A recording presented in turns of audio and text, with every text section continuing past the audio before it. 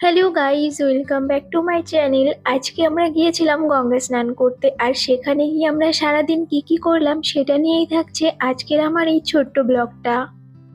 আমাদের সকালে বেরোনোর কথা থাকলেও আমাদের বেরোতে কিন্তু অনেকটাই লেট হয়ে গেছিল। আমরা প্রায় সকাল 8:30টার দিকে বাড়ি থেকে বেরিয়েছিলাম। তো এই দেখো, আমি আর মা বেরিয়ে গেছি, আর বাইরে যেতেই দেখি আমাদের গাছে অনেক রকমের ফুল ফুটে রয়েছে। তাই ভাবলাম একটুখানি ক্যামেরা বন্দি করে নিই। এই যে দেখো কত রকমের ফুল হয়েছে। সব ফুলের মধ্যে এই ফুলটা কিন্তু আমার সব থেকে বেশি পছন্দের।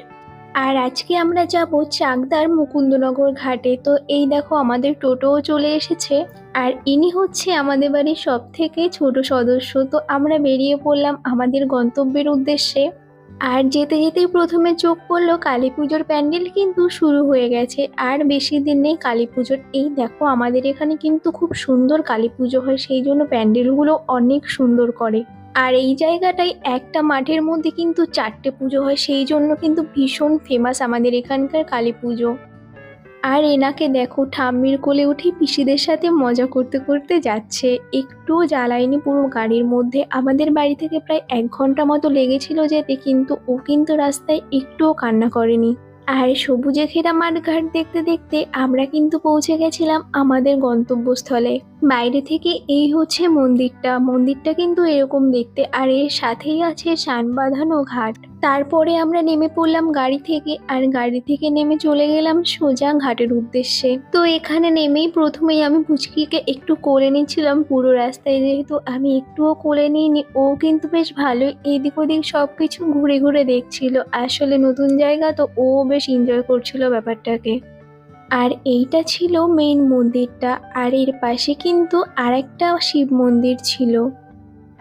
আর এই হচ্ছে গঙ্গা, যেখানে আমরা আজকে স্নান করব। আর মা এখানে পুচকিকে নিয়ে বসেছিল, আর কাকিরা গিয়েছিল স্নান করতে। প্রথমে কাকি, বৌদি আর তার সাথে আমার দাদার বড় মেয়ে, ওরা 3জন আগে স্নান করতে গেছিল। আর কথা হয়েছিল যে আমরা 3জন পরে যাব। আর ও দেখো এখানে কি সুন্দর রয়েছে, ওর কানে আমি আবার একটা ফুল গুজে দিয়েছিলাম। আর এখানে আসতেই দেখি একজন জাল দিয়ে মাছ ধরছে। আমি আগে কখনোই এইভাবে মাছ ধরা দেখিনি। তো আমি এখানে দাঁড়িয়ে দাঁড়িয়ে দেখছিলাম কিভাবে এখানে মাছ ধরা হয়।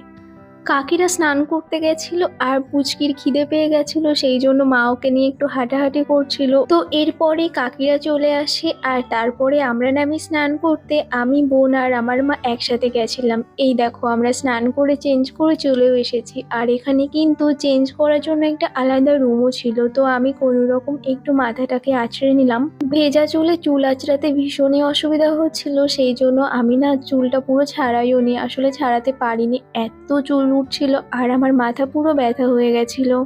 আর তারপরে আমি গিয়েছিলাম এই মন্দিরটার ভেতরে। স্নান করার আগে যেহেতু ঢোকা হয়নি, সেই জন্য স্নান করে এখানে এসে একটুখানি প্রণাম করে তারপরে আমরা গেছিলাম আরও একটা যে মন্দির আছে সেখানে। আর এই মন্দিরটাতে কিন্তু শিব ঠাকুর আর কালী ঠাকুর দুটোই ছিল। বাইরে এসে অন্য মন্দিরটাতে যাওয়ার সময় চোখে পড়ে রাস্তার দুধারে কি সুন্দর টাইম ফুল লাগিয়েছে। এটার অ্যাকচুয়াল নাম আমি জানি না, কিন্তু আমাদের এখানে সবাই টাইম ফুলই বলে।